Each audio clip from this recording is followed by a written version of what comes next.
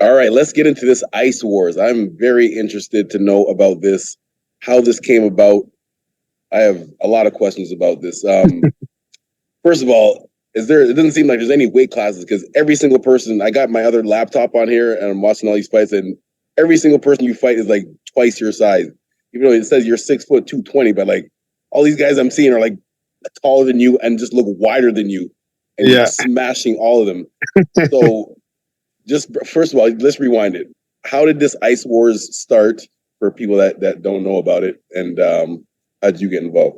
Yeah, so like AJ Galante, he was the guy kind of the brains behind the operation. He basically I had this idea. It had happened a couple times before in the past, but he had the documentary, the Netflix documentary. I'm not sure if you've seen it or not, but that's right. I haven't seen it, but I've heard about it. I definitely like a great and strongly suggest it to anybody. Like it's one of those ones you turn it on, you're like, I can't turn this off. Like I gotta watch What's it called again, just to make sure? It's called Untold Crime and Penalties, and it's on Netflix. Okay. Yeah, it was really good. So basically AJ, the guy behind this Netflix documentary, they had the idea. They're like, let's bring this tournament back. They'd done it a couple times before, and they're like, let's do this. And it was basically, like you said, it was a heavyweight tournament. It was the original event, and at first the heavyweight weight class was over 205. And then the other cruiserweight was under 205, I think is what they started as.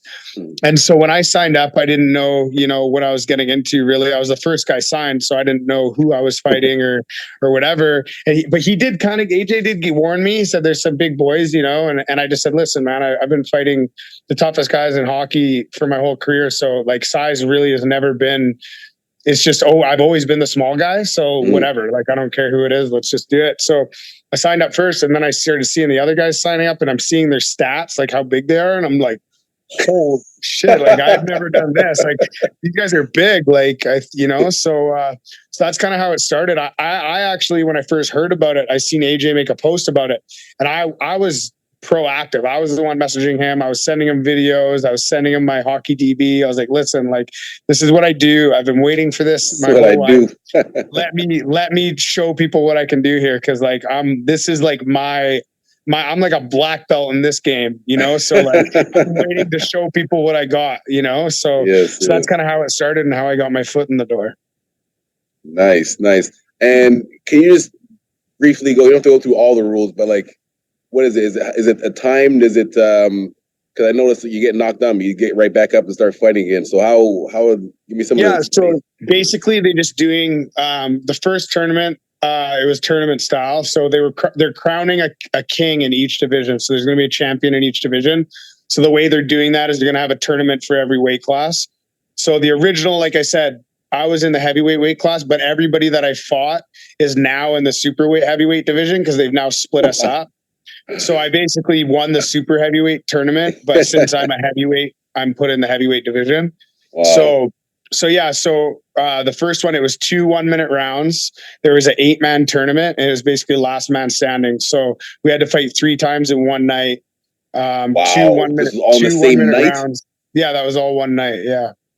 So yeah, it was 2 1-minute rounds, and then like I said, that if there was if somebody gets knocked down or whatever, they just stop the clock. You go back to your corner, make sure your helmet's back on, and then you start again until the 1 minute's up. And I think like being a new sport, there's going to be new rules, and the sport's going to grow and stuff like that. So hey, James, go. Sorry, both my kids just crashed into the bedroom here. That's all good.